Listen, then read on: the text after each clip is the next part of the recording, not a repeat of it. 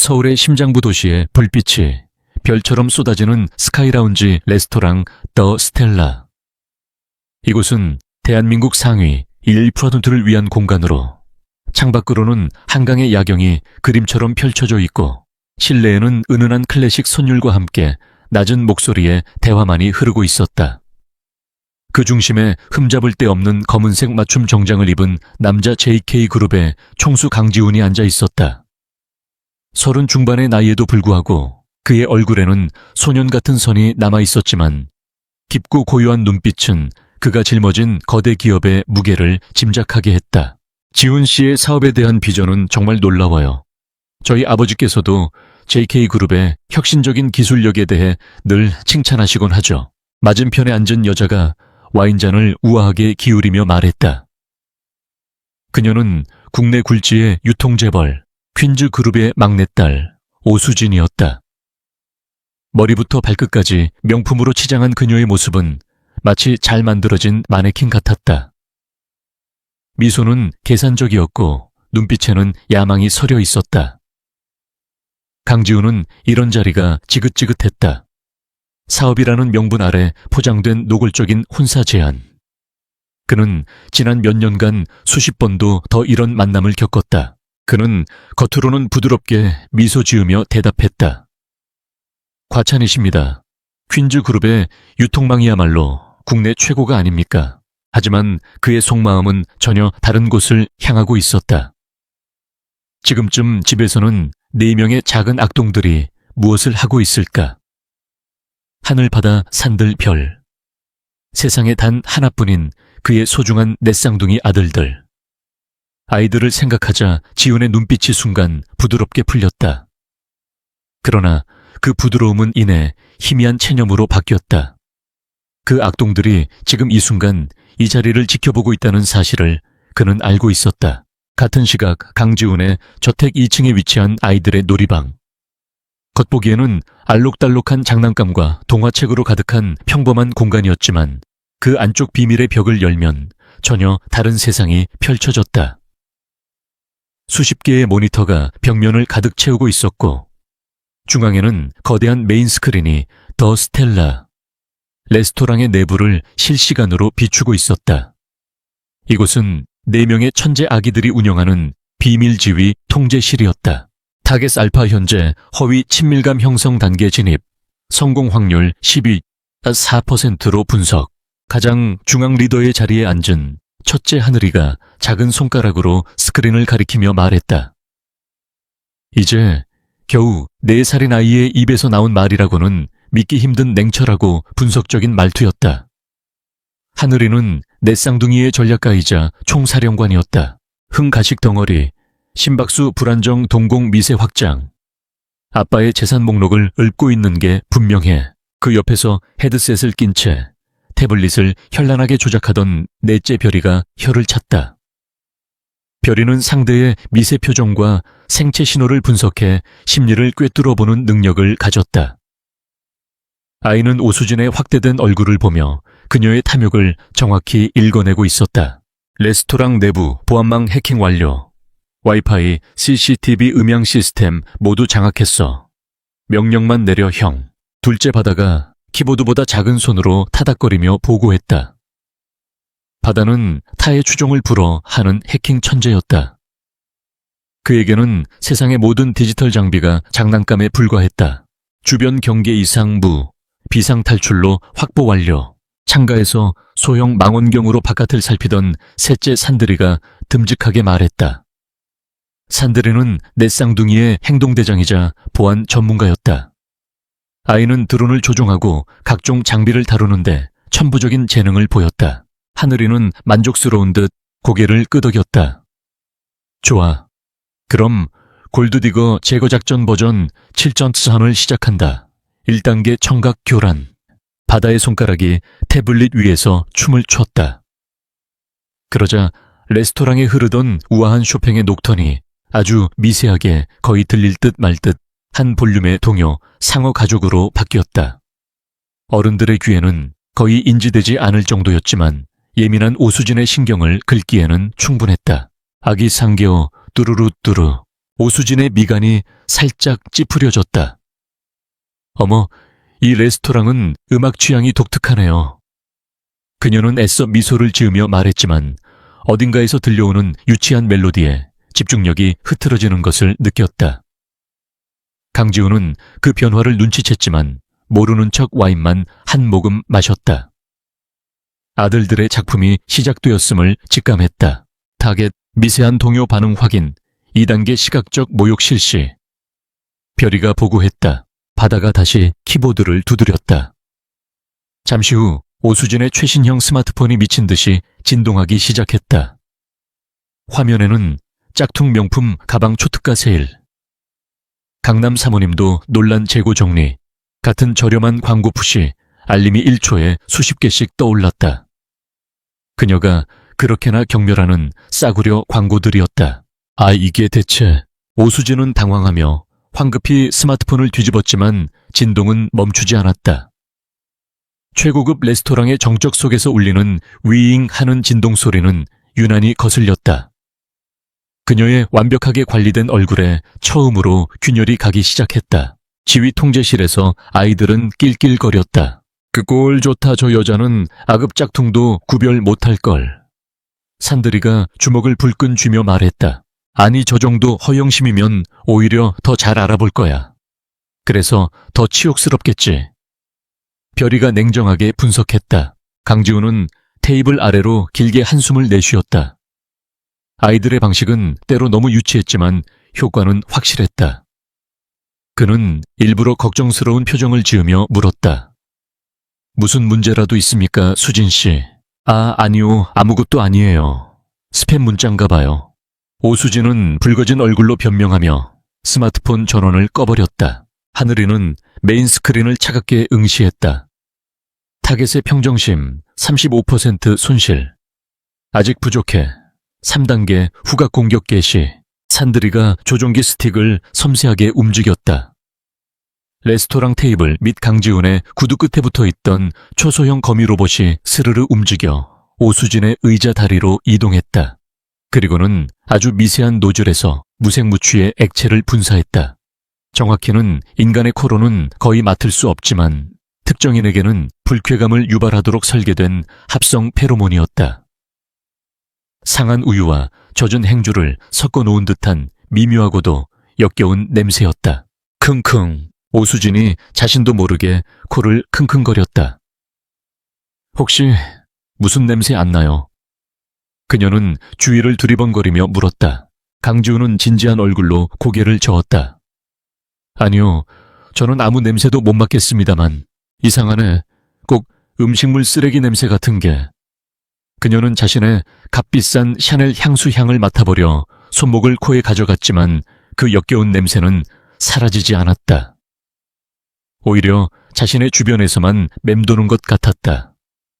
완벽했던 그녀의 세상에 정체불명의 악취가 끼어든 것이다. 그녀의 불안감은 극에 달했다. 타겟 극도의 불안 증세 발현. 심리적 압박 78% 도달. 이제 마지막 단계로 넘어간다. 하늘이가 선언했다. 아이들의 얼굴에 비장한 표정이 떠올랐다. 이것은 그들이 가장 아껴두었던 필살기였다. 받아 준비됐어. 물론이지 형. 소방 시스템 컨트롤러 내 손안에 있소이다.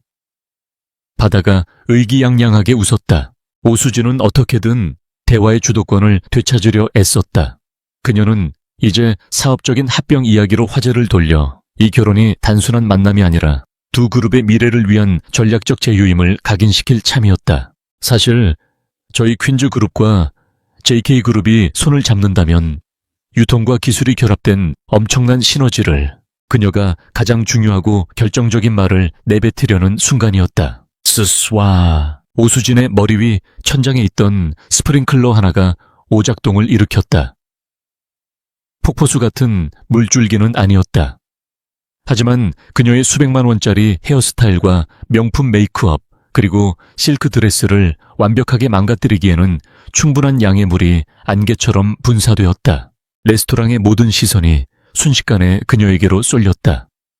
방금 전까지 우아하고 도도했던 재벌가 아가씨는 이제 머리카락에서 물을 뚝뚝 흘리는 우스꽝스러운 모습이 되어 있었다. 아, 이게 무슨 짓이야. 결국 그녀의 이성이 끊어졌다. 오수진은 비명을 지르며 자리에서 벌떡 일어났다. 그녀의 입에서는 더 이상 교양 있는 단어들이 나오지 않았다. 분노와 수치심으로 일그러진 그녀의 얼굴은 통제실 모니터를 통해 내 아이들에게 생중계되고 있었다.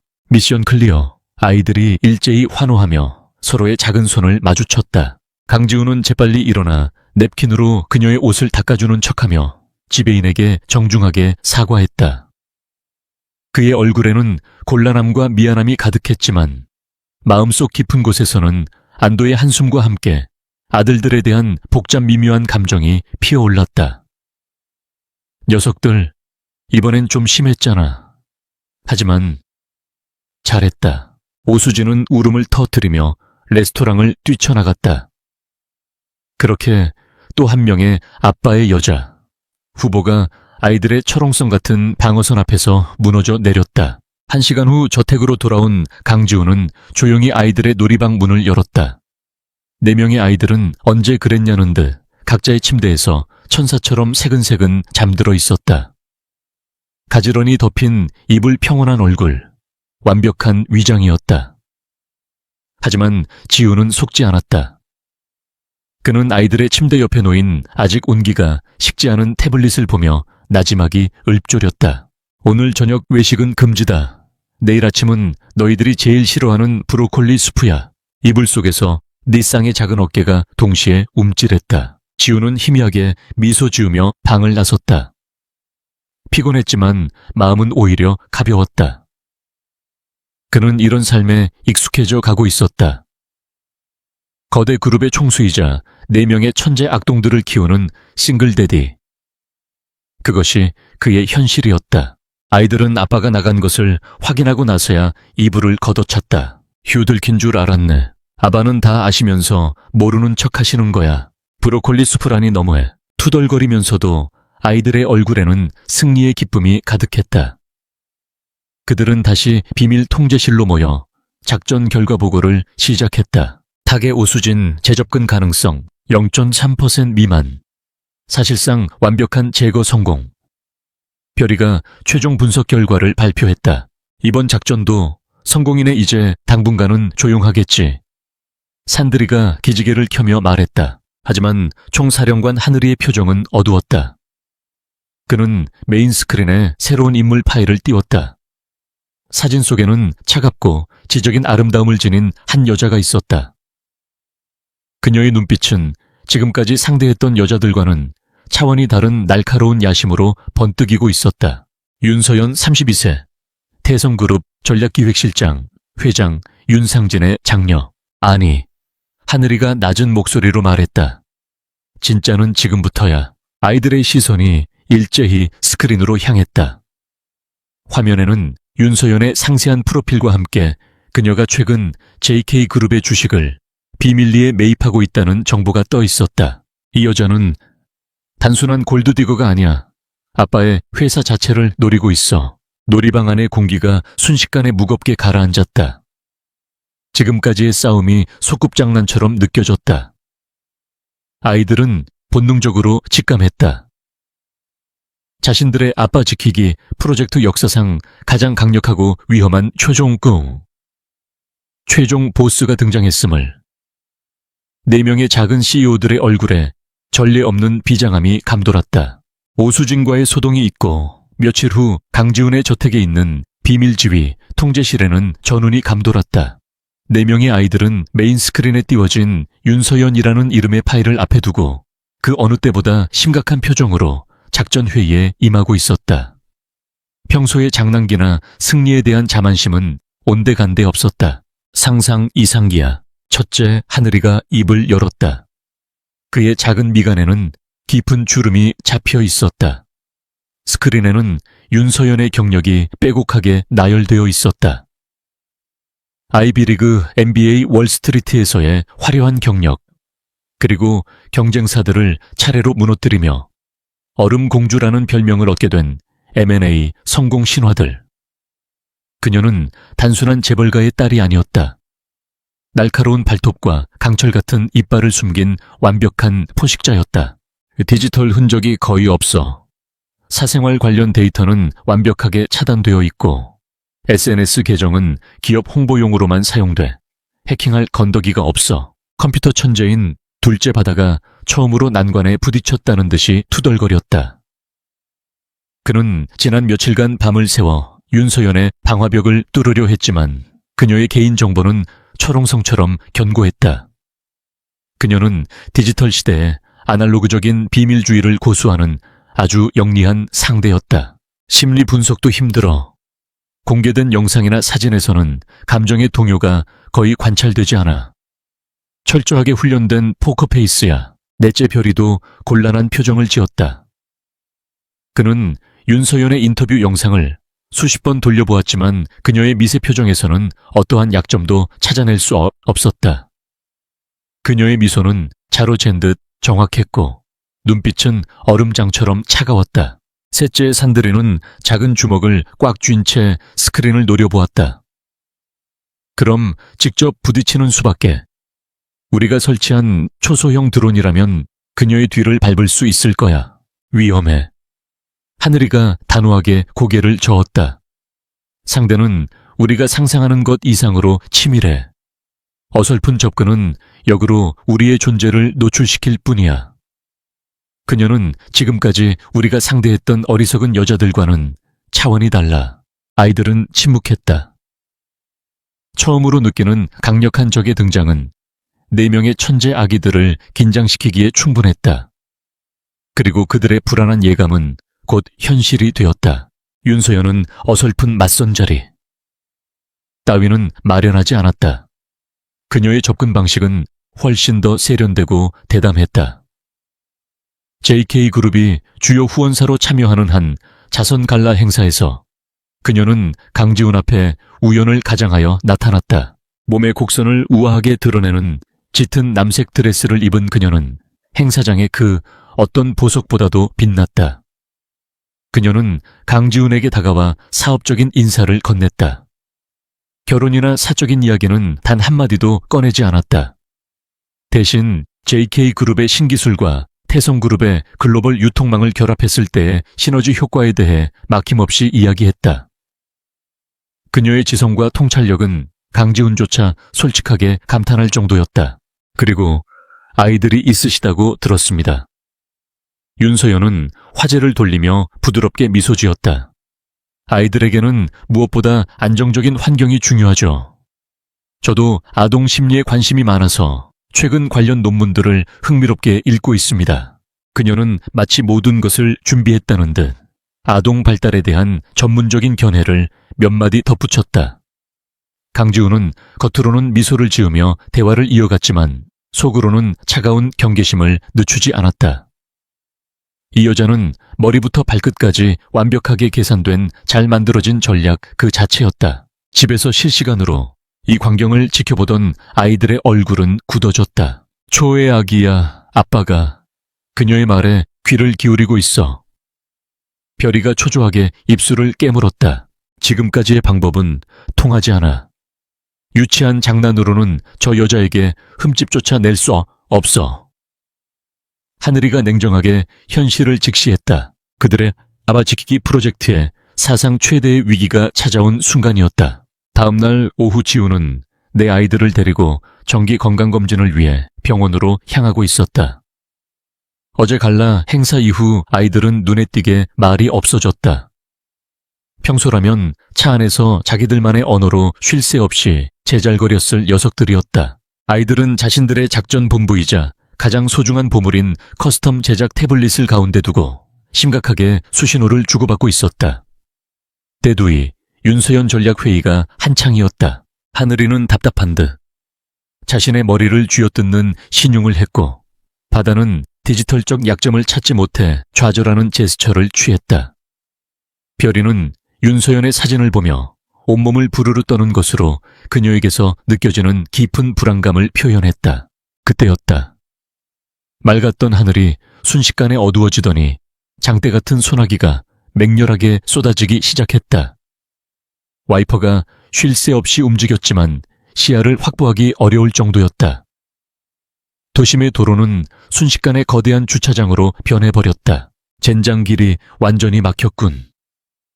지훈이 나지막이 욕설을 뱉으며 핸들을 잡았다. 바로 그 순간 아이들 사이에서 격렬한 수신호 논쟁이 벌어졌다. 윤서연의 뒤를 직접 밟자는 산들이의 강경론과 아직 때가 아니라는 하늘이의 신중론이 부딪힌 것이다. 흥분한 산들이가 손을 휘젓다가 그만 자기장 거치대에 붙어있던 태블릿을 세게 치고 말았다. 탁투하는 소리와 함께 태블릿이 바닥으로 떨어졌다. 아이들의 세상이 멈춘 것 같았다. 그들의 모든 전략과 데이터 해킹 툴과 비밀 통신 장비가 집약된 뇌와도 같은 태블릿. 그 태블릿의 화면이 암흑으로 변해버렸다. 아, 안 돼. 아이들의 입에서 동시에 비명에 가까운 소리가 터져 나왔다. 평소에는 완벽하게 감정을 제어하던 아이들이었지만 이번만큼은 패닉 상태에 빠졌다. 바다가 황급히 태블릿을 주워 전원 버튼을 눌러봤지만 아무런 반응이 없었다. 완전한 사망 상태였다. 빗줄기는 차창을 미친 듯이 때리고 있었고 차는 도로 한가운데에 갇혀 옴짝달싹할 수 없었다. 아이들은 외부와의 유일한 연결고리이자 자신들의 가장 강력한 무기를 잃어버린 채 완벽하게 고립되었다. 늘 조용하던 아들들의 다급한 옹알이와 몸짓에 지훈은 백미러로 뒷좌석을 살폈다.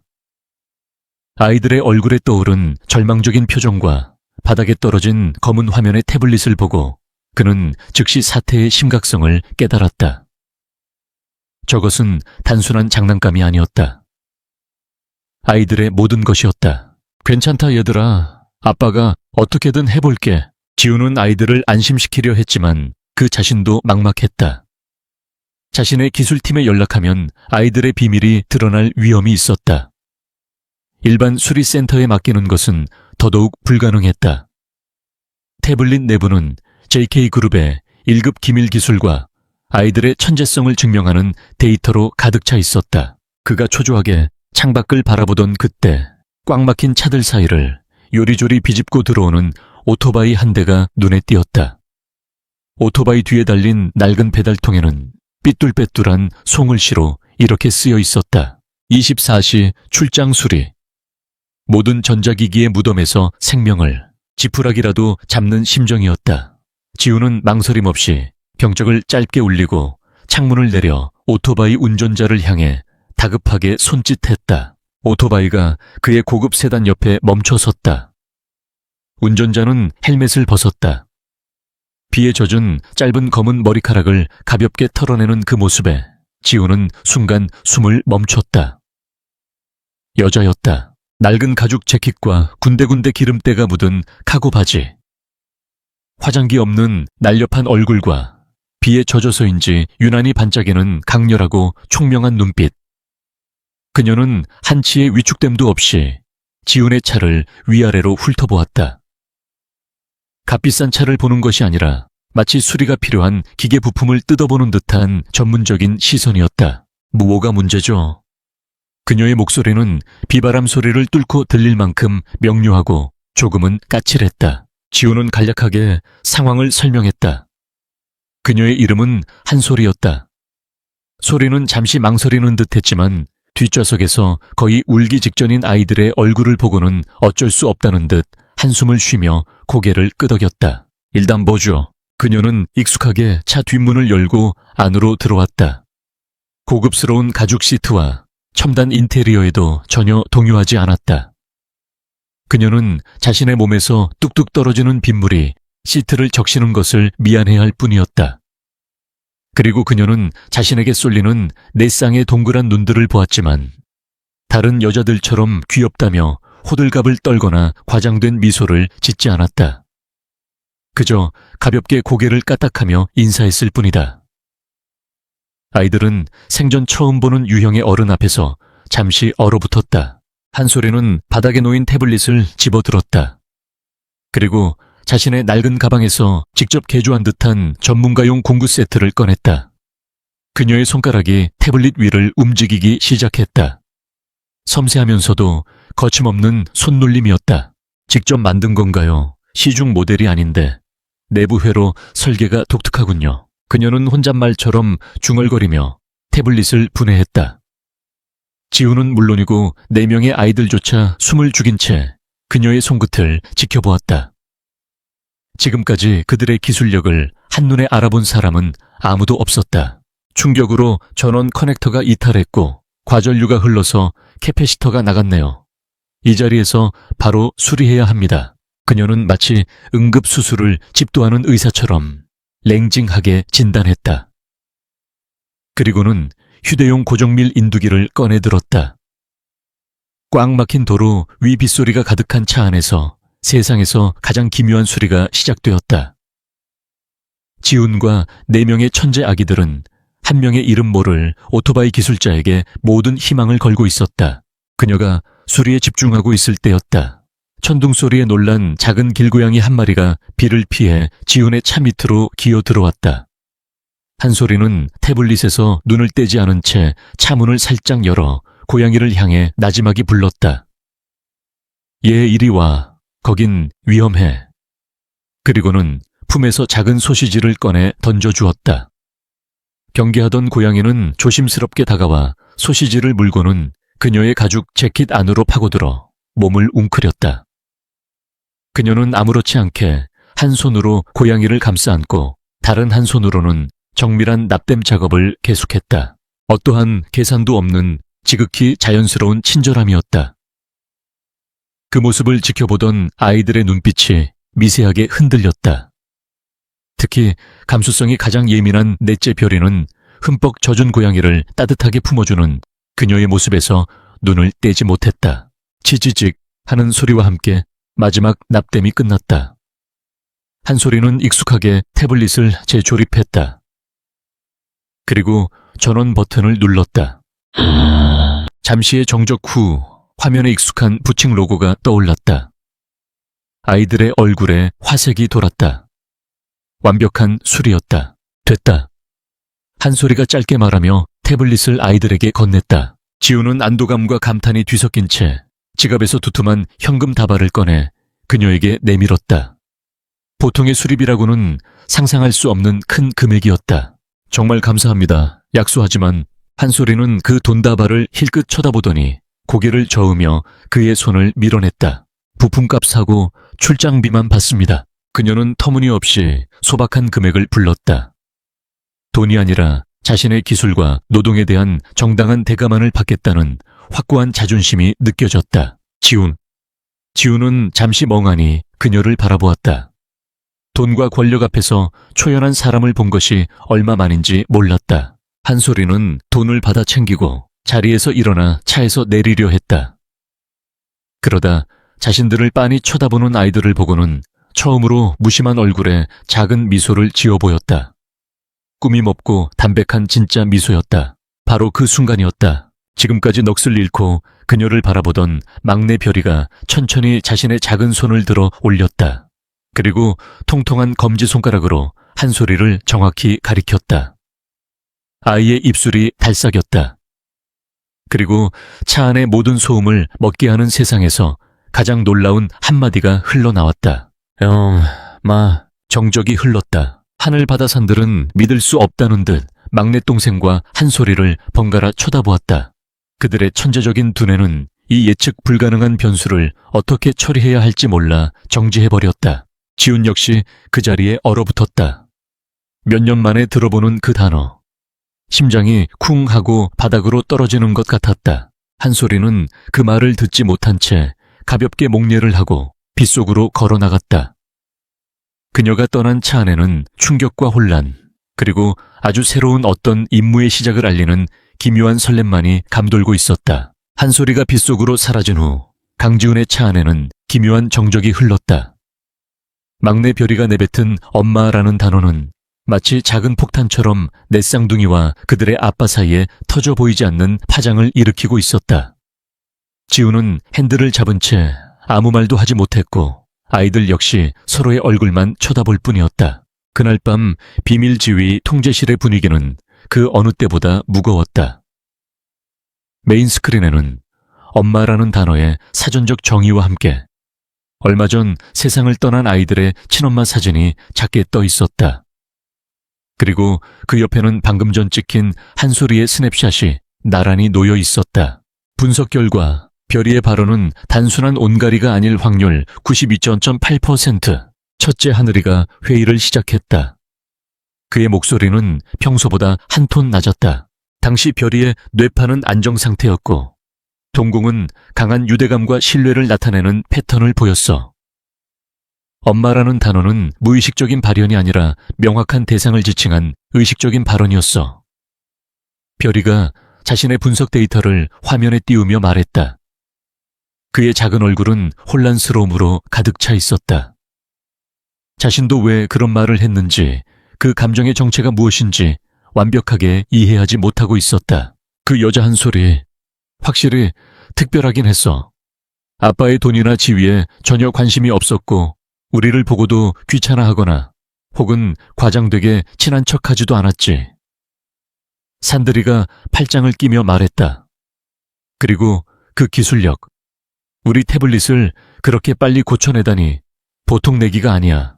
개인정보는 깨끗해. 소리바이크라는 작은 오토바이 정비소를 혼자 운영하고 있어. 신용등급은 보통이지만 빚은 없고 SNS 활동은 전무. 고아원에서 자랐고 자신의 힘으로 기술을 배워 독립했어. 말 그대로 가진 건 자기 자신밖에 없는 사람이야. 해킹 천재 바다가 조사한 한 소리의 프로필은 놀라울 정도로 간단했다. 그녀의 삶에는 재벌가나 상류층과의 접점이 단 하나도 없었다. 그녀는 강지훈과 아이들이 사는 세상과는 완전히 다른 대척점에 있는 사람이었다. 하늘이는 깊은 생각에 잠겨 있었다. 최종 보스 윤서연이라는 거대한 위협 앞에서 엄마라는 예측 불가능한 변수가 등장했다. 이것은 위기인가 아니면 기회인가? 그의 천재적인 두뇌가 빠르게 회전하기 시작했다. 지금까지 우리의 전략은 방어였다. 아빠에게 접근하는 모든 위협을 제거하는 소극적인 방식이었지.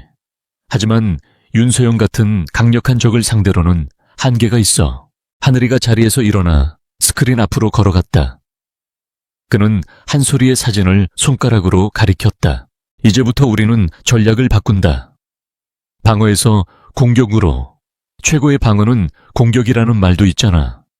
윤서연이 아빠의 옆자리를 노린다면 우리가 먼저 그 자리를 채워버리는 거야. 우리가 인정한 완벽한 아군으로. 아이들의 눈이 동시에 커졌다. 설마, 형, 그래. 하늘이가 비장하게 선언했다. 지금부터 작전명 엄마 만들기를 개시한다. 목표는 단 하나, 한 소리를 우리의 엄마로 만드는 것이다. 새로운 임무는 4명의 작은 CEO들의 가슴에 다시 불을 지폈다. 윤서연에 대한 막연한 불안감은 한 소리라는 구체적인 목표가 생기자 뜨거운 열정으로 바뀌었다. 작전의 1단계는 정보 수집 및 분석이었다. 바다는 한 소리의 정비소 주변 CCTV와 공공 와이파이망을 통해 그녀의 생활 패턴을 분석하기 시작했다. 그녀는 매일 아침 6시에 일어나 정비소 문을 열었고 밤늦게까지 오토바이를 수리했다.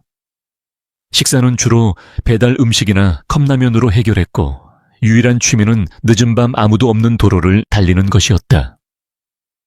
그녀는 철저하게 혼자였다. 별이는 그녀의 몇 안 되는 인터뷰 영상과 고객들의 후기를 통해 그녀의 심리를 분석했다. 겉은 차갑지만 속은 따뜻하다.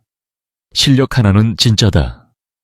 돈에 연연하지 않는 장인이라는 평가가 대부분이었다. 그녀는 강한 자존심과 책임감을 가졌지만 타인에게 쉽게 마음을 열지 않는 타입이었다. 며칠간의 분석 끝에 하늘이는 첫 번째 접촉 계획을 수립했다. 단순히 고장난 물건을 들고 찾아가는 건 너무 인위적이야. 2번이나 그러면 의심을 사게 돼. 우리는 아빠가 그녀를 필요로 하게 만들어야 해. 그녀만이 해결할 수 있는 아주 전문적인 문제를. 하늘이는 아빠 강지훈의 비밀, 차고에 잠들어 있는 클래식 카, 포르쉐 396 스피드스터를 떠올렸다. 지훈이 젊은 시절 직접 몰았던 그에게는 특별한 의미가 있는 차였다. 그리고 그 차는 고질적인 엔진 문제가 있었다. 국내 최고의 미케닉들도 해결하지 못한 아주 까다로운 문제였다. 바다 포르쉐 369 엔진 관련 해외 논문이랑 기술 자료 전부 찾아내. 그리고 한솔이가 해결할 수 있을 만한 결정적인 힌트를 찾아서 마치 우연히 발견된 자료인 것처럼 위장해서 아빠의 비서실로 보내. 알았어, 형. 산들 너는 비서실장이 그 자료를 보고 한솔이라는 인물을 추천하게 만들어야 해. 국내 클래식카 동호회 사이트에 숨겨진 실력자 소리바이크라는 제목의 추천글을 몇 개 올려. 증거가 될 만한 사진과 함께 완벽하게 조작해서 문제없어. 별이 너는 아빠의 심리를 계속 분석해. 아빠가 이 제안을 거부감 없이 받아들이게 만들어야 해. 추억의 차, 도전정신 같은 키워드를 자극하는 거야. 맡겨만 줘. 아이들의 작전은 한치의 오차도 없이 진행되었다. 며칠 후 강지훈의 비서실장은 마치 엄청난 정보를 발견했다는 듯이 그에게 보고했다. 회장님, 리노포르시의 3516の間ですが 여기까지 내기를 가모시레나이. 인물을 찾았습니다. 이름은 한솔이라고 하는데 오토바이 정비사지만 클래식 카 엔진에 대한 이해도가 천재적인 수준이라고 합니다. 이것은 관련 기술 자료입니다. 지우는 건네받은 태블릿을 무심코 넘겨보았다. 그러다 한솔이라는 이름에서 손가락을 멈췄다. 빗속에서 나타났던 강렬한 눈빛의 그 여자였다. 지훈의 머릿속에 그녀의 모습이 선명하게 떠올랐다. 돈다발을 밀어내던 당당한 모습, 자신의 기술에 대한 확고한 자부심. 그는 자신도 모르게 입가에 희미한 미소를 짓고 있었다. 재미있군. 한번 만나보라고 하게. 한편 아이들의 엄마 만들기 작전이 진행되는 동안 최종 보스 윤서연 역시 착실하게 다음 단계를 준비하고 있었다. 그녀는 갈라 행사에서의 만남이 성공적이었다고 판단하고 강지훈에게 후속 만남을 제안하는 이메일을 보냈다. JK그룹과의 합작 투자 프로젝트를 구체적으로 논의하자는 거절하기 힘든 제안이었다. 하지만 그녀의 이메일은 강지훈에게 도착하기 전 바다의 감시망에 먼저 포착되었다. 형 올 것이 왔어. 윤서연이 미끼를 던졌어. 좋아. 바로 삭제하지 마. 그러면 의심을 사. 수신 시간을 3일 뒤로 조작하고 스팸 메일함으로 보내버려. 하늘이가 차갑게 명령했다. 그 결과 윤서연은 3일 동안 아무런 답장도 받지 못했다. 늘 자신만만했던 그녀의 얼굴에 처음으로 초조한 기색이 떠올랐다. 그녀는 비서를 닥달해 강지훈의 사무실로 직접 전화를 걸게 했다. 네, JK그룹 비서실입니다. 윤서연 실장님. 네, 이메일이요. 잠시만요. 스팸 메일함에 와 있었네요. 죄송합니다. 회장님께 바로 보고드리겠습니다. 강지훈은 뒤늦게 이메일을 확인하고 의례적인 사과와 함께 만남을 수락했다. 하지만 약속 장소와 시간 역시 아이들의 손에 의해 교묘하게 조작되었다. 바다는 윤서연의 디지털 캘린더에 접속해 약속 시간을 1시간 늦게 장소는 같은 이름의 다른 지점으로 변경해 놓았다. 산드리는 그녀가 이동하는 경로에 교통신호 시스템을 해킹해 최악의 교통체증을 선물했다. 약속 당일 윤서연은 약속 시간보다 1시간이나 늦게 엉뚱한 장소에 도착해서야 모든 것이 잘못됐다는 것을 깨달았다. 그녀가 분노에 차서 강지훈에게 전화를 걸었을 때 그는 이미 약속 장소를 떠난 후였다. 미안하게 됐군요, 서연 씨. 1시간이나 기다렸는데 오시지 않아서 급한 일이 생긴 줄 알았습니다. 다음 기회에 뵙죠. 전화기 너머로 들려오는 지훈의 차가운 목소리에 윤서연은 태어나서 처음으로 극심한 굴욕감을 맛보았다. 그녀는 무언가 보이지 않는 힘이 자신과 강지훈 사이를 방해하고 있다는 것을 어렴풋이 느끼기 시작했다. 같은 시각 강지훈은 자신의 오래된 포르쉐 3부유를 끌고 한솔이의 정비소로 향하고 있었다. 아이들의 계획이라는 것을 꿈에도 모르는 그는 그저 까다로운 기계를 고치러 가는 엔지니어의 설렘과 흥미로운 한 여자를 다시 만나러 가는 남자의 기묘한 기대감을 동시에 느끼고 있었다. 소리바이크는 서울 변두리의 낡은 공장 지대에 위치해 있었다. 기름 냄새와 쇠를 깎는 소음으로 가득한 곳. 하지만 그녀의 정비소는 예상과는 전혀 달랐다. 기름때 하나 없이 깔끔하게 정돈된 바닥 벽면을 가득 채운 용도를 알 수 없는 수공구들. 그리고 한쪽에서 분해된 채 예술 작품처럼 놓여있는 커스텀 바이크들. 그곳은 단순한 정비소가 아니라 한 명의 장인이 모든 것을 지배하는 신성한 작업실 같았다. 한소리는 작업복을 입은 채 오토바이 엔진을 분해하고 있었다. 그녀의 집중력은 대단해서 지훈이 차를 세우고 다가갈 때까지도 전혀 눈치채지 못했다. 제요. 한소리 씨. 지훈의 목소리에 그녀는 고개를 들었다. 이마에 맺힌 땀방울과 얼굴에 묻은 희미한 기름 자국조차 그녀의 생생한 매력을 더해주었다. 그녀는 지훈을 보고 잠시 놀란 표정을 짓더니 이내 무심한 표정으로 돌아왔다. 무세운 일이죠. 또 뭐 고장 났습니까?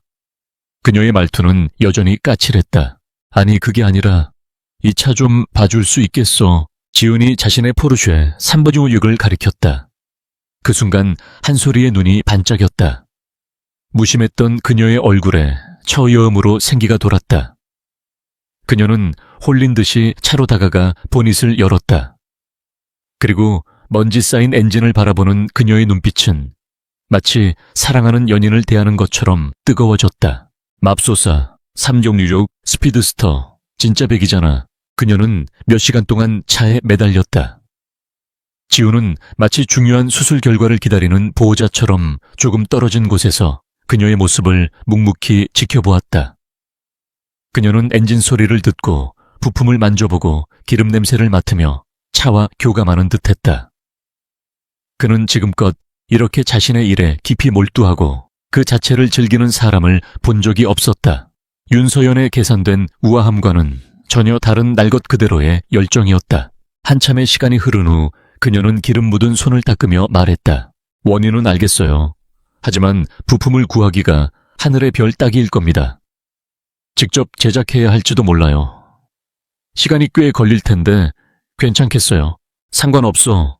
시간이 얼마가 걸리든 비용이 얼마가 들든 고칠 수만 있다면 돈 이야기는 나중에 하죠.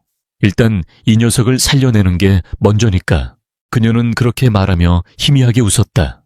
그 순간 지훈은 자신의 심장이 아주 오랜만에 기분 좋은 속도로 뛰고 있다는 것을 깨달았다. 저택의 지휘 통제실에서는 4명의 아이들이 숨을 죽인 채 두 사람의 모습을 지켜보고 있었다. 초소형 음성 수집 장치를 통해 그들의 대화가 생생하게 들려왔다. 아빠 심박수 안정 범위 내에서 소폭 상승. 긍정적 신호야.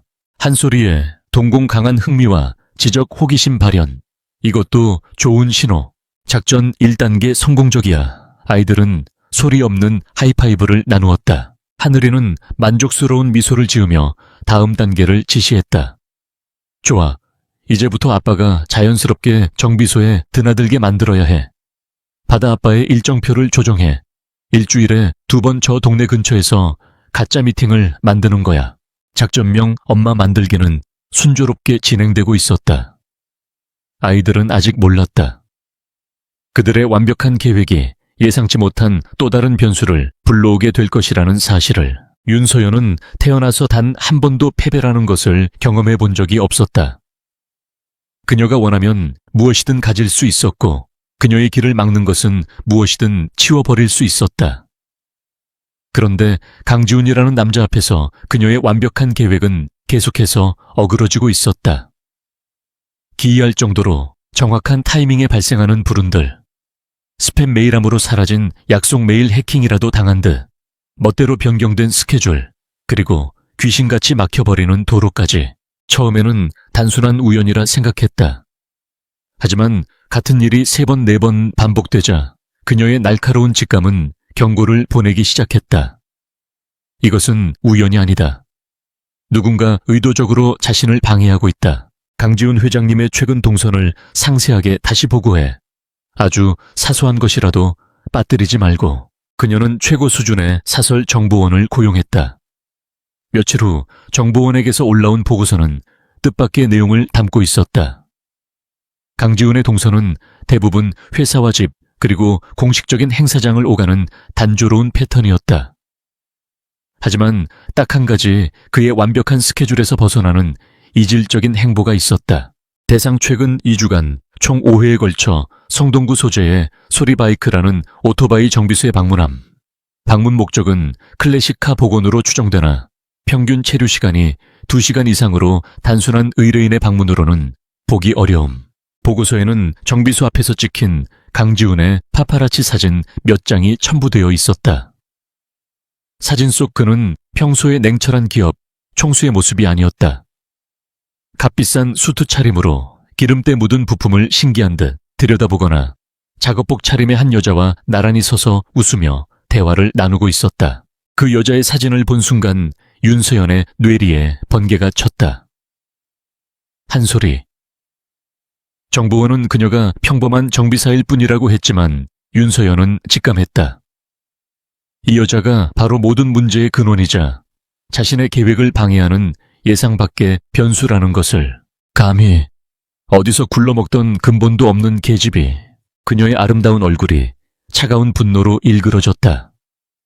그녀는 강지훈의 마음을 얻는 것보다 먼저 그 주변에 해충을 박멸해야겠다고 결심했다.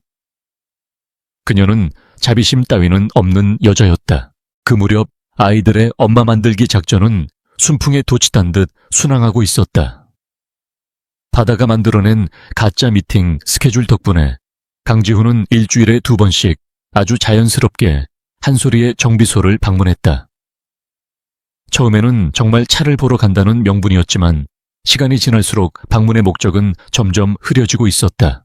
그는 작업대 앞에 쪼그려 앉아 부품을 조립하는 그녀의 뒷모습을 보는 것을 좋아했다.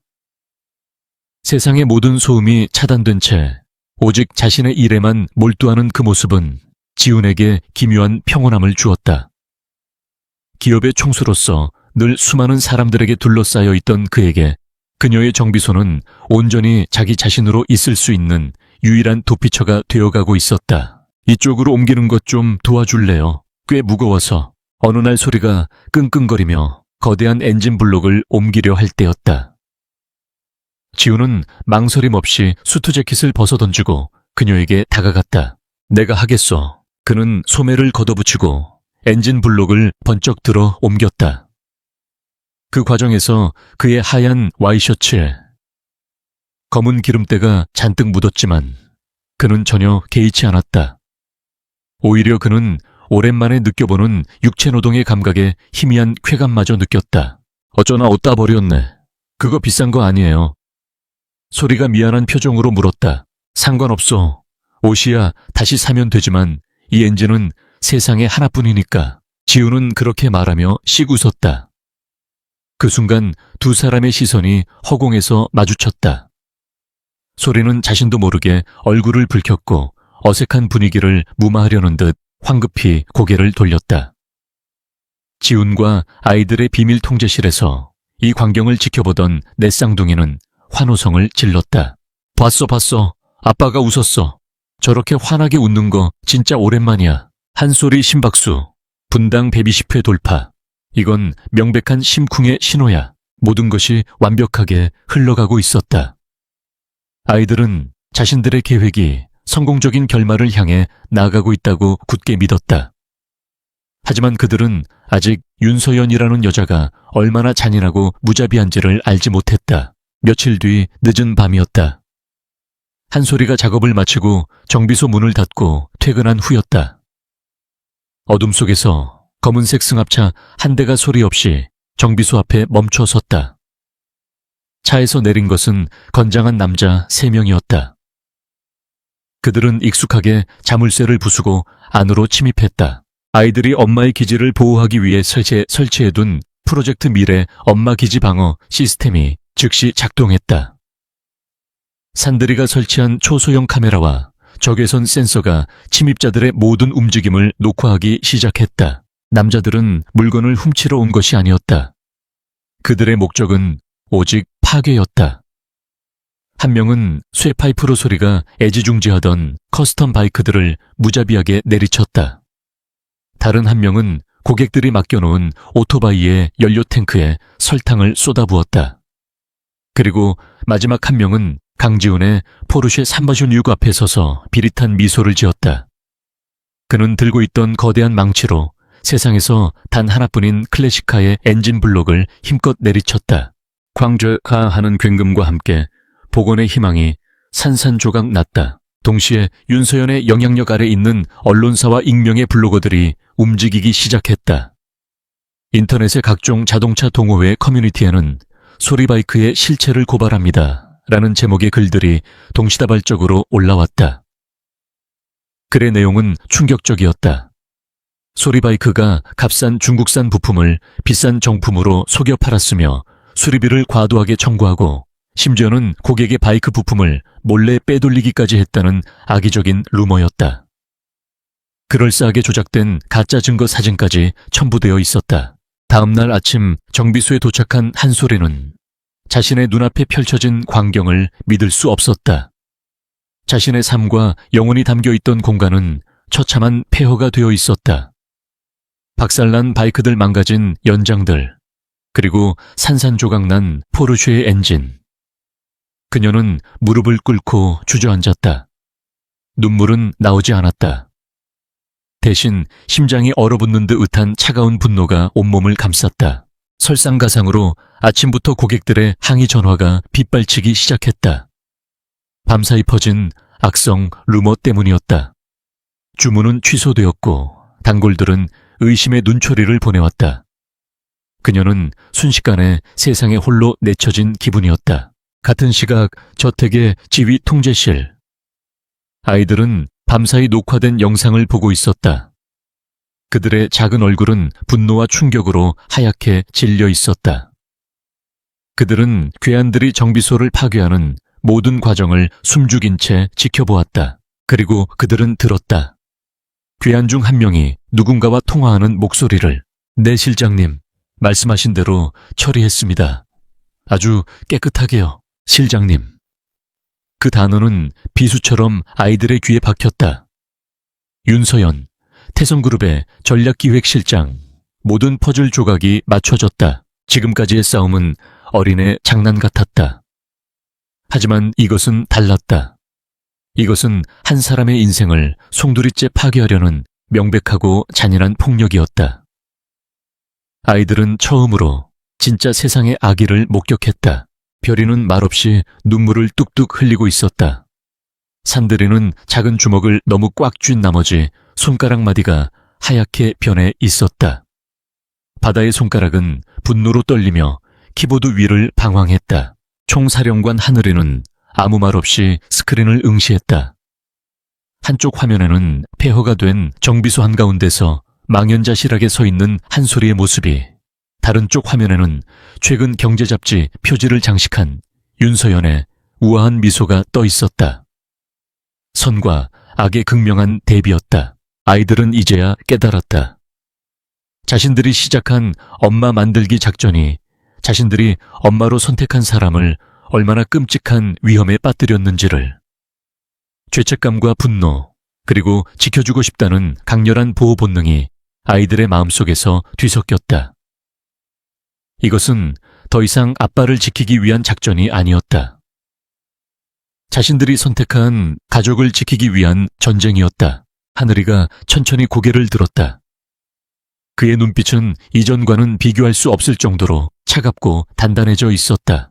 바다 태성그룹의 모든 서버를 스캔해 윤서연 개인의 비자금 내역 불법적인 거래 증거 모든 찾아내. 단 하나의 먼지까지도. 산들, 어젯밤 침입했던 놈들 신원 파악해.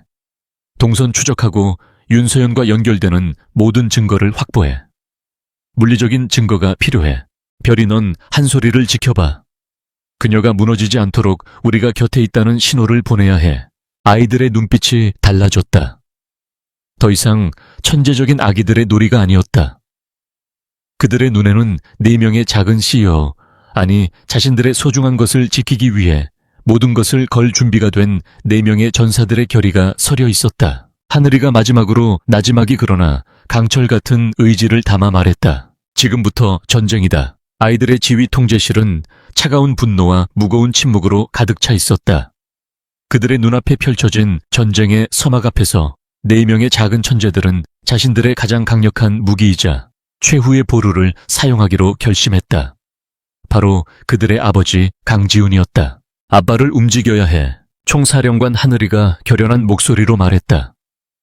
그의 결정에 이의를 제기하는 동생은 아무도 없었다. 지금까지는 아빠를 보호하기 위해 모든 일을 비밀리에 처리했지만 이제는 상황이 달랐다. 이것은 아이들의 손으로만 해결할 수 있는 수준을 넘어선 거대하고 추악한 어른들의 전쟁이었다. 어떻게 산들이가 물었다. 우리가 이 모든 걸 알고 있다는 걸 아빠에게 말할 순 없잖아. 말할 필요 없어. 보여주면 돼. 바다의 작은 손가락이 현란하게 키보드 위를 움직였다. 산들이의 드론이 촬영한 정비소 침입 영상, 괴한들의 통화 내용, 음성 파일 인터넷에 유포된 악성 루머의 IP 추적 결과, 그리고 그 모든 배우가 태성그룹의 윤서연을 가리키고 있다는 분석 데이터까지. 모든 증거가 하나의 파일로 압축되고 있었다. 파일은 겹겹의 암호로 봉인되었다. 파일 이름은 뭘로 할까 긴급보고 윤서연의 만행. 아니, 그러면 아빠가 우리를 의심할 거야. 가장 평범하고 아빠가 무심코 열어볼 수밖에 없는 이름으로 해야 해. 하늘이는 잠시 생각하더니 입을 열었다. 이걸로 해. 바다는 형의 말을 듣고 키보드에 파일명을 입력했다. JK그룹 특별 연차 보고서. 지극히 평범하고 심지어 지루하기까지 한 제목이었다. 하지만 강지우는 회사의 모든 보고서를 단 하나도 빼놓지 않고 직접 확인하는 완벽주의자였다. 아이들은 그의 성격을 정확히 꿰뚫고 있었다. 바다는 완성된 파일을 아빠 강지훈의 개인 집무실 서버, 그의 바탕화면 가장 잘 보이는 곳에 조용히 옮겨놓았다. 이제 주사위는 던져졌다. 그날 밤 강지훈은 피곤한 몸을 이끌고 귀가했다. 그는 저택에 들어서자마자 평소와 다른 무거운 공기를 느꼈다. 아이들은 이미 잠자리에 들어 있었지만 그가 아이들 방을 살짝 들여다보았을 때 4개의 작은 침대에서 느껴지는 분위기는 잠든 천사들의 것이 아니었다. 마치 폭풍 전야처럼 긴장감이 팽팽하게 감돌고 있었다. 그는 대수롭지 않게 생각하려 애쓰며 자신의 서재로 향했다. 하루를 마무리하기 전 회사 서버에 올라온 마지막 보고서들을 확인하는 것이 그의 오랜 습관이었다. 컴퓨터를 켜자 바탕화면 한가운데에 놓인 낯선 파일 하나가 그의 눈에 들어왔다. JK그룹 특별 연차 보고서. 이런 걸 올리라고 지시한 적이 없는데. 호기심 반 의무감 반으로 그는 파일을 더블 클릭했다. 아무도 걸려있지 않은 파일은 즉시 열렸다. 그리고 그의 눈앞에 펼쳐진 것은 딱딱한 숫자로 가득한 보고서가 아니었다. 어둠 속에서 괴한들이 한 여자의 작업장을 무참히 파괴하는 생생한 폭력의 현장이었다. 처음에는 혼란스러웠다. 이것이 대체 무슨 영상인가? 하지만 곧 영상의 배경이 눈에 익은 장소라는 것을 깨달았다. 한 소리의 정비소. 자신이 최근 들어 가장 큰 평온함을 느꼈던 바로 그 공간이었다. 그의 얼굴이 서서히 굳어지기 시작했다. 영상 속에서 그가 복원을 맡겼던 포르쉐 366의 엔진 블록이 거대한 망치에 의해 산산조각 나는 순간 지훈의 손이 자신도 모르게 주먹을 꽉 쥐었다.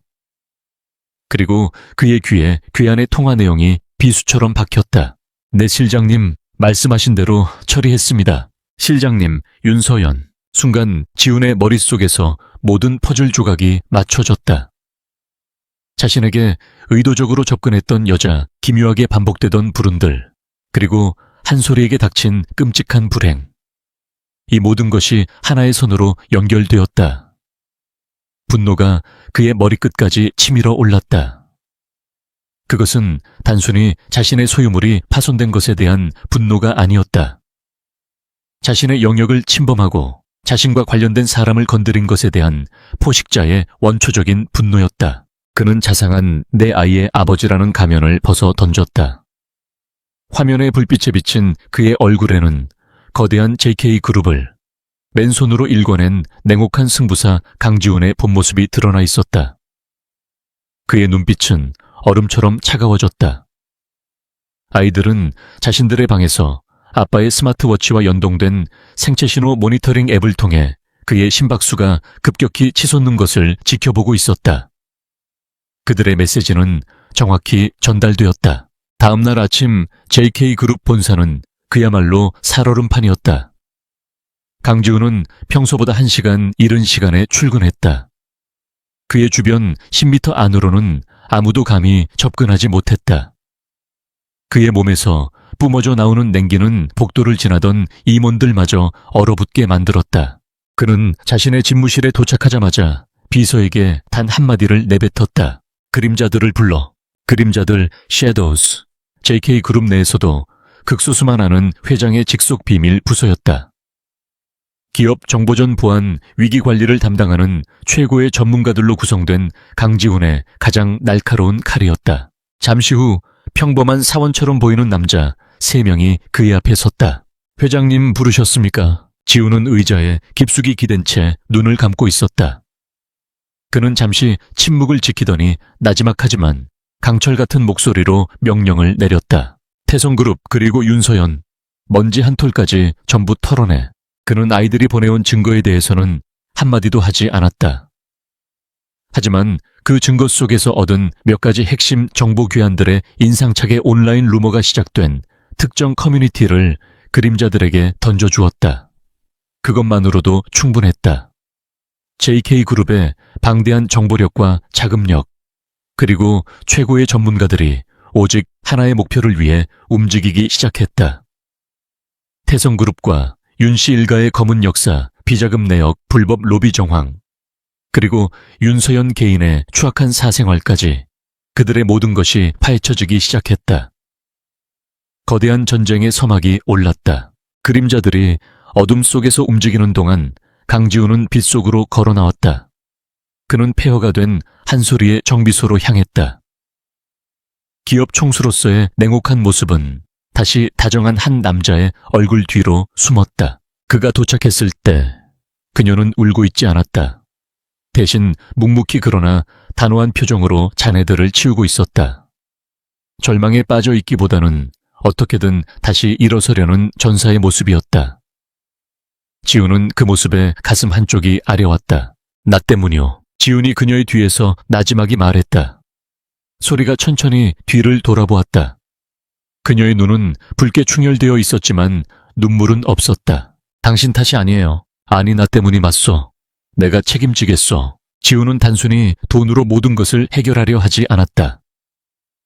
그는 다음날 국내 최고의 클래식카 복원 전문가 팀을 데려왔다.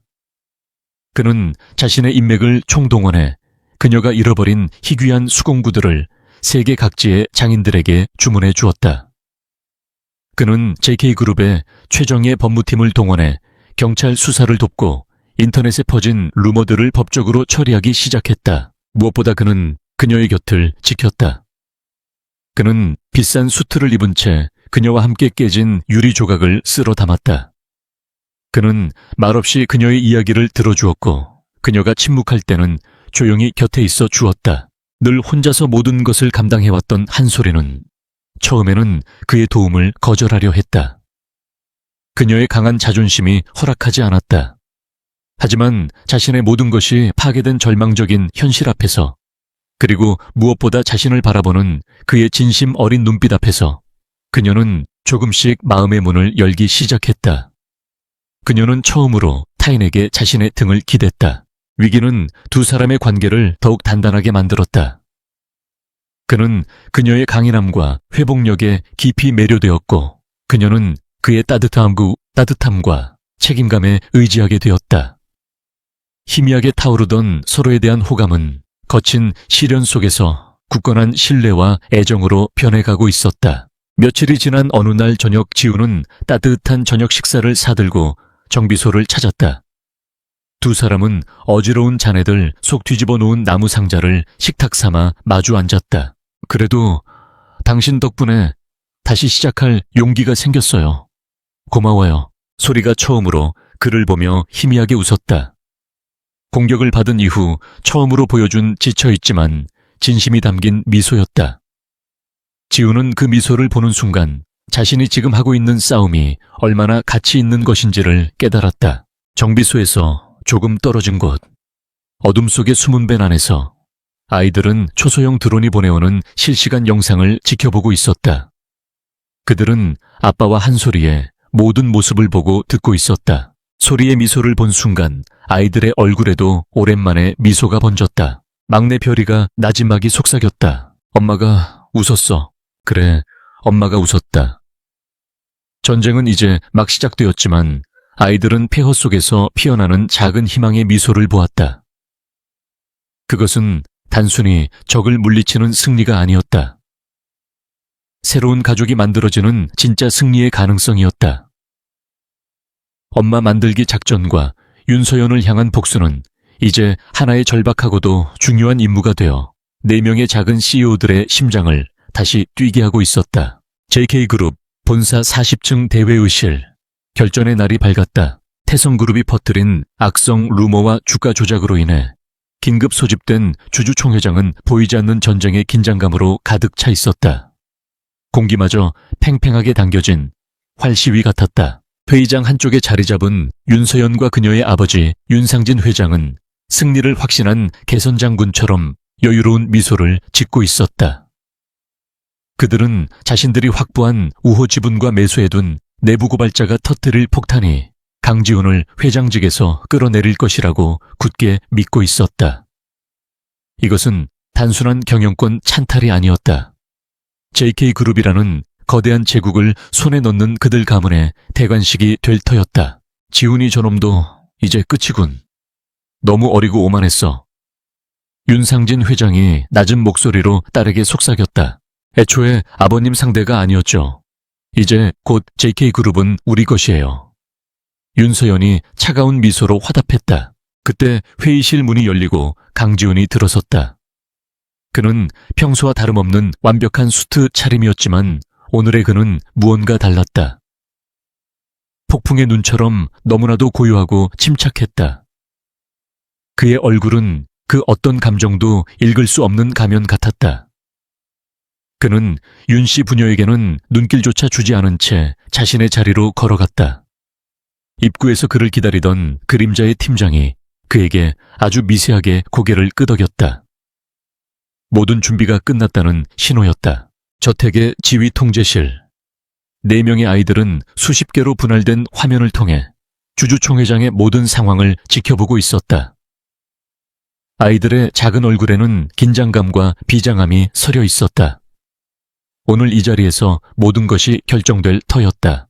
회의가 시작되고 예상대로 윤상진 회장이 먼저 포문을 열었다. 그는 단상 위로 올라가 비통한 표정을 지으며 강지훈에 대한 비난을 쏟아내기 시작했다. 존경하는 주주 여러분, 저는 참담한 심정으로 이 자리에 섰습니다. 강지훈 회장은 JK그룹을 이끌 자격이 없습니다. 그는 방만한 경영과 도덕적 해이로 회사를 위기에 빠뜨렸습니다. 그는 조작된 회계 장부와 재무제표를 증거로 제시하며 강지훈이 회사의 공금을 횡령하고 개인적인 취미생활, 클래식카 복원에 몰두하느라 경영을 소홀히 했다고 주장했다. 곧이어 그가 매수한 재무팀 임원이 내부 고발자랍시고 단상에 올라 거짓 증언을 늘어놓기 시작했다. 회의장은 순식간에 아수라장이 되었다. 주주들은 술렁였고 기자들의 카메라 플래시가 미친 듯이 터져나왔다. 윤서연은 팔짱을 낀 채 무너져가는 강지훈을 보며 승리의 미소를 지었다. 모든 것이 그녀의 시나리오대로 완벽하게 흘러가고 있었다. 따라서 저는 강지훈 회장의 해임안을 긴급 발의하며 JK그룹의 경영 정상화를 위해 저희 태성그룹이 경영권을 인수할 것을 정식으로 제안하는 바입니다. 윤상진 회장의 선언은 쐐기나 다름없었다. 이제 강지훈이 할 수 있는 것은 아무것도 없어 보였다. 모두의 시선이 단상 아래 침묵을 지키고 있는 강지훈에게로 쏠렸다. 그는 모든 비난과 공격을 묵묵히 받아내고 있었다. 잠시 후 그는 천천히 자리에서 일어났다. 소란스럽던 회의장이 거짓말처럼 조용해졌다. 그는 내부 고발자인 재무팀 임원이나 윤상진 회장을 쳐다보지도 않았다. 대신 회의장에 모인 모든 주주들을 천천히 둘러보며 입을 열었다. 윤상진 회장님, 기업 윤리의 중요성을 일깨워 주셔서 감사합니다. 예상 밖의 차분한 대응에 윤 씨 부녀의 얼굴의 순간 당혹감이 스쳐 지나갔다. 그럼 이제부터 진짜 기업 윤리가 무엇인지 보여드리도록 하겠습니다. 지훈이 손가락으로 신호를 보내자 그의 뒤에 서 있던 비서가 노트북을 조작했다. 주주총회장의 거대한 메인 스크린. 방금 전까지 JK그룹의 암울한 재무제표를 보여주던 화면이 순간 검게 변했다. 그리고 잠시 후 새로운 영상이 재생되기 시작했다. 화면에 나타난 것은 윤상진 회장과 내부 고발자 임원이 은밀한 룸살롱에서 만나는 장면이었다. 두 사람이 돈 가방을 주고받으며 강지훈을 무너뜨릴 계획을 짜는 대화 내용이 고스란히 녹음되어 흘러나왔다. 이게 뭐야? 윤상진 회장의 얼굴이 하얗게 질렸다. 하지만 그것은 시작에 불과했다. 화면은 곧바로 태성그룹의 비밀 비자금 흐름도로 바뀌었다. 유령 회사를 통해 조성된 수천억 원의 돈이 어떻게 정치인들과 고위 관료들에게 흘러 들어갔는지를 보여주는 명백한 불법 로비의 증거였다.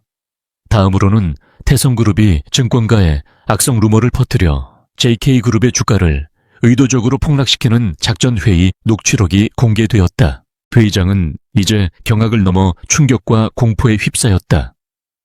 주주들은 자신들이 거대한 사기극에 놀아났다는 사실을 깨달았다. 그리고 마지막 강지훈은 가장 결정적인 한 방을 날렸다. 스크린에 재생된 것은 한소리의 정비소를 파괴했던 괴한들의 영상이었다. 하지만 아이들이 가지고 있던 것과는 다른 그림자들이 확보한 더 선명한 버전이었다. 영상 속에서 괴한은 누군가와 통화를 하고 있었다. 처리했습니다. 윤서연 실장님 지시대로 아주 박살을 내놨습니다. 윤서연 실장님. 그 이름이 회의장 전체에 선명하게 울려 퍼지는 순간 윤서연의 완벽했던 포커페이스가 와르르 무너져 내렸다. 그녀는 자신도 모르게 비명을 질렀다. 겨우진 말이야. 전부 조작된 거라고. 바로 그때였다. 회의실 뒷문이 열리며 검사들과 수사관들이 들이닥쳤다. 강지훈의 그림자들이 주주총회가 시작되기 직전 모든 증거를 검찰에 넘겼던 것이다. 윤상진 씨, 윤서연 씨, 횡령 배임주가 조작 및 폭력 교사 혐의로 두 분을 긴급 체포합니다. 완벽한 체크메이트였다. 윤 씨 부녀는 자신들이 파놓은 함정에 스스로 빠져버린 꼴이었다. 강지훈이 승리를 확정짓는 마지막 발언을 하려는 순간이었다. 비비비. 그의 손목에 찬 스마트워치가 아주 미세하게 진동했다. 회의 중에는 그 어떤 알림도 울리지 않도록 설정되어 있었지만 이것은 예외였다. 아이들이 만들어 놓은 세상에서 가장 높은 등급의 최고 비상 경보였다. 시계 화면에는 작은 영상 하나가 떠 있었다. 반쯤 복구된 한소리의 정비소. 그리고 그곳에서 낯선 남자들에게 둘러싸여 타이어 아이언 하나로 필사적으로 저항하고 있는 한소리의 모습이 보였다. 영상 위에는 붉은색 글씨로 단 하나의 단어가 깜빡이고 있었다. Danger. 윤서연이 체포되기 직전 최후의 발악으로 버려놓은 또 다른 복수였다. 그 순간 강지훈의 머릿속에서 모든 것이 사라졌다. 방금 전 거둔 통쾌한 승리, 무너져 내리는 적들, 환호하는 주주들, 그리고 수조 원의 가치를 지닌 JK그룹. 그 모든 것이 하얗게 지워지고 오직 위험에 처한 그녀의 모습만이 선명하게 각인되었다. 그의 눈빛이 순식간에 차가운 분노로 가득 찼다. 그는 단상에 선 채 자신의 옆에 있던 부회장의 어깨를 붙잡았다. 그리고 단 한마디를 내뱉었다. 마무리할. 그 말을 끝으로 그는 뒤도 돌아보지 않고 단상에서 내려왔다. 그는 아수라장이 된 회의장을 가로질러 멍하니 서 있는 검사들과 기자들 사이를 뚫고 오직 출구를 향해 달려갔다. 수십 년간 공들여 쌓아 올린 기업의 왕좌와 평생을 바쳐 이뤄낸 승리의 순간을 그는 단 한치의 망설임도 없이 버려두고 뛰쳐나갔다. 자신이 사랑하는 여자를 구하기 위해 회의실 문이 닫히고 그의 발소리가 복도 저편으로 사라졌다. 남겨진 사람들은 거대한 승리의 주인공이 사라진 전장을 망연자실하게 바라볼 뿐이었다. 강지훈에게는 진정한 전쟁이 이제부터 시작이었다. 강지훈은 자신의 차가 낼 수 있는 최고 속도로 도시를 질주했다. 그의 머릿속은 온통 새하얗게 불타는 분노와 심장을 쥐어짜는 듯한 두려움으로 가득 차 있었다. 평소의 냉철한 이성은 흔적도 없이 사라졌다. 지금 그는 JK그룹의 총수가 아니었다. 오직 한 여자를 구하기 위해 모든 것을 내던진 한 명의 사내일 뿐이었다. 그는 한 손으로 핸들을 잡은 채 다른 손으로는 자신의 경호팀과 통화하며 상황을 지시했다. 하지만 그들의 도착을 기다릴 여유 따위는 없었다. 그가 먼저 도착해야만 했다. 그의 세상이 무너지기 전에 같은 시각 폐허와 같았던 정비소는 다시 한번 폭력의 현장으로 변해 있었다. 한소리는 결코 순순히 당하는 여자가 아니었다. 그녀는 자신의 성격을 침범한 불청객들을 향해 맹렬하게 저항하고 있었다. 당장 여기서 꺼져. 그녀는 손에 잡히는 가장 단단한 공구인 타이어 아이언을 휘둘렀다. 괴한 중 한 명이 고통스러운 비명을 지르며 뒤로 물러섰다. 하지만 그들은 둘이었고 힘에서 그녀는 역부족이었다. 한 명이 그녀의 팔을 붙잡는 사이 다른 한 명이 그녀를 향해 다가왔다. 독한 년, 얌전히 있었으면 곱게 끝났을 것을 남자의 주먹이 그녀의 얼굴을 향해 날아오는 순간 소리는 눈을 감는 대신 바닥에 있던 브레이크 클리너 통을 발로 걷어찼다. 치익 하는 소리와 함께 유독한 액체가 남자의 얼굴에 분사되었다. 남자가 눈을 감싸쥐고 비명을 지르는 사이 소리는 자신을 붙잡고 있던 다른 남자의 발을 힘껏 밟고 팔꿈치로 명치를 가격했다. 그녀는 자신의 작업 공간을 누구보다 잘 알고 있었다. 그녀는 재빨리 뒤로 물러나 엔진 호이스트에 매달린 쇠사슬을 잡아당겼다. 그녀가 미리 설치해 두었던 무거운 부품을 옮기기 위한 일종의 함정이었다. 천장에 매달려 있던 거대한 그물망이 떨어지며 괴한 한 명을 덮쳤다. 하지만 거기까지였다. 마지막 남은 한 명이 분노에 찬 얼굴로 그녀에게 달려들었다. 그녀는 다시 타이어 아이언을 집어들었지만 이미 체력은 바닥나 있었다. 막다른 길에 몰린 그 순간 굉음과 함께 정비소의 낡은 철문이 뜯겨져 나가듯 열리며 검은색 세단 한 대가 안으로 돌진해 들어왔다. 차는 괴한의 바로 앞에서 급정거했고 운전석에서 분노에 찬 사자 같은 남자가 내렸다. 강지훈이었다. 내 놈들, 누구 마음대로 여기에 손을 대. 지훈의 눈은 살기로 이글거리고 있었다. 그는 싸움꾼은 아니었지만 그의 몸에는 최고의 트레이너들에게서 받은 자기 방어술이 배어 있었다. 그는 괴한이 정신을 차리기도 전에 번개처럼 달려들어 남자의 팔을 꺾고 복부를 가격했다. 남자가 쓰러지는 것과 거의 동시에 사이렌 소리와 함께 지훈의 경호팀과 경찰들이 들이닥쳐 나머지 괴한들을 순식간에 제압했다. 모든 소음이 멎었다. 아드레날린이 걷히자 정적과 함께 피로와 고통이 몰려왔다. 정비소는 또다시 엉망이 되어 있었다. 지훈은 널브러진 괴한들에게는 눈길도 주지 않은 채 오직 한 사람에게로 달려갔다. 괜찮소. 그의 목소리는 미세하게 떨리고 있었다. 그는 소리에 어깨를 붙잡았다. 그녀의 입술은 터져 있었고 팔에는 시퍼런 멍이 들어 있었다. 지훈의 완벽했던 평정심이 완전히 무너져 내렸다.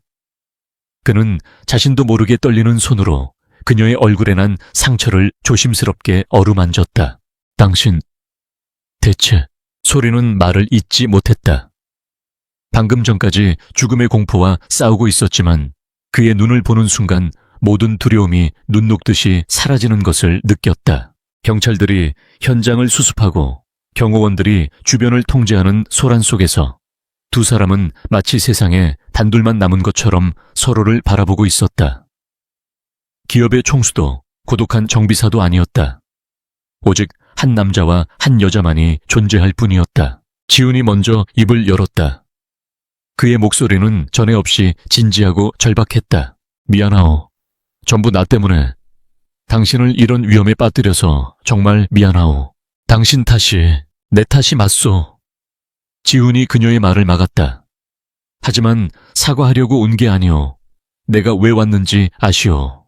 그는 그녀의 눈을 깊이 들여다보며 말했다. 나는 오늘 내 인생에서 가장 중요한 회의를 하고 있었소. 내가 수십 년간 이루어온 모든 것을 지켜내고 적들을 무너뜨리는 가장 중요한 순간이었지. 그런데 당신이 위험하다는 것을 안 순간 그 모든 게 아무 의미도 없어졌어. 내 회사, 4명의 그 모든 것을 합친 것보다 당신 한 사람이 더 중요하다는 것을 깨달았소. 그것은 계산된 고백이 아니었다. 절체절명의 순간에 터져나온 그의 영혼의 외침이었다. 도망쳐 온 거요. 내 왕국을 버리고 당신에게로. 그러니 이제는 내 옆에서 도망치지 마시오. 소리의 눈에서 참았던 눈물이 흘러내렸다. 그것은 슬픔의 눈물이 아니었다. 태어나서 처음으로 느껴보는 완벽한 소속감과 안도감의 눈물이었다. 그녀는 평생을 혼자서 싸워왔다. 하지만 이제는 더 이상 혼자가 아니었다. 바보같이 그런 중요한 자리를 버리고 오면 어떡해요. 그녀는 울면서 웃고 있었다. 그것이 그녀의 대답이었다. 바로 그 순간이었다. 정비소 입구에 검은색 밴 한 대가 멈춰 섰다. 옆문이 스르륵 열리더니 커다란 덩치의 경호원과 함께 4명의 작은 아이들이 아장아장 걸어 나왔다. 현장이 안전해진 것을 확인한 아이들이 자신들의 보디가드에게 즉시 이곳으로 올 것을 명령했던 것이다. 하늘 바다 산들 별, 아이들은 아빠에게는 눈길도 주지 않았다. 그들의 동그란 4쌍의 눈은 오직 한 사람 한 소리만을 향해 있었다. 아이들은 약속이라도 한 듯 일제히 그녀를 향해 달려왔다. 아이들은 그녀의 앞에 멈춰 서서 상처 입은 그녀를 걱정스럽게 올려다보았다. 그리고는 이 모든 이야기의 시작이었던 바로 그 한마디를 이번에는 완벽하고 또렷한 목소리로 4명이 함께 외쳤다.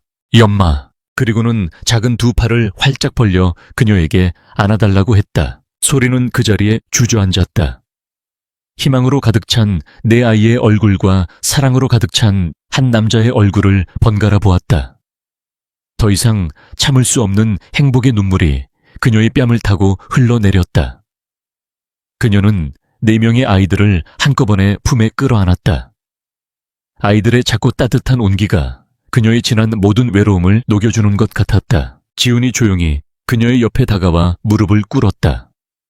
그리고는 5명의 가족을 자신의 커다란 팔로 모두 끌어안았다. 폐허가 된 정비소 안에서 세상에서 가장 이상하고도 완벽한 모습의 새로운 가족이 탄생하는 순간이었다. 1년 후 에필로그. 따스한 햇살이 내리쬐는 주말 오후 강지훈의 저택 넓은 정원. 한쪽 진입로에는 눈부시게 복원된 은색 포르쉐 356 스피드스터가 우아한 자태를 뽐내고 있었다. 그리고 그 옆 잔디밭에서는 편안하지만 세련된 옷차림의 한 소리가 4명의 아들들에게 미니 전동차의 타이어를 가는 법을 가르쳐주고 있었다. 아이들의 얼굴과 옷에는 기분 좋은 기름때가 살짝 묻어 있었다. 하늘아 렌치는 그렇게 돌리는 게 아니지. 이쪽으로 힘을 줘야지. 바다, 너는 너트 잃어버리지 않게 잘 챙기고. 산들이는 힘만 너무 세잖아. 살살. 우리 별이는 구경만 할 거야. 정원은 아이들의 웃음소리와 소리에 활기찬 목소리로 가득 차 있었다. 저택의 테라스 강지훈은 따뜻한 커피잔을 든 채 그 모습을 바라보고 있었다. 그의 얼굴에는 과거에는 결코 찾아볼 수 없었던 깊고 평온한 미소가 걸려 있었다. 아이들의 비밀 지휘 통제실은 이제 엄마의 정비소를 돕기 위한 신기술 개발 센터이자 정원 잔디 스프링클러 자동 제어 시스템을 연구하는 곳으로 바뀌어 있었다. 한 소리의 소리 바이크는 JK그룹의 새로운 디자인 사업부와 합작하여 세상에 단 하나뿐인 커스텀 바이크와 미래형 이동수단을 만드는 가장 혁신적인 공방으로 재탄생했다. 그녀는 구원받은 것이 아니라 완벽한 파트너를 만난 것이었다. 수리 완료. 아이들이 외치는 소리와 함께 4명의 작은 정비사들은 우르르 아빠에게로 달려와 그의 다리에 매달렸다. 소리가 그 뒤를 따라와 자연스럽게 그의 허리를 감싸 안았다. 6명의 가족은 한 덩어리가 되어 햇살 아래에서 웃고 있었다. 시끄럽고 정신없고 지극히 비상식적이지만 세상에서 가장 완벽한 형태의 가족. 4명의 천재 아기들이 마침내 찾아낸 그들의 엄마. 그들의 미래는 이제 막 가장 아름다운 교향곡의 첫 악장을 연주하기 시작했다.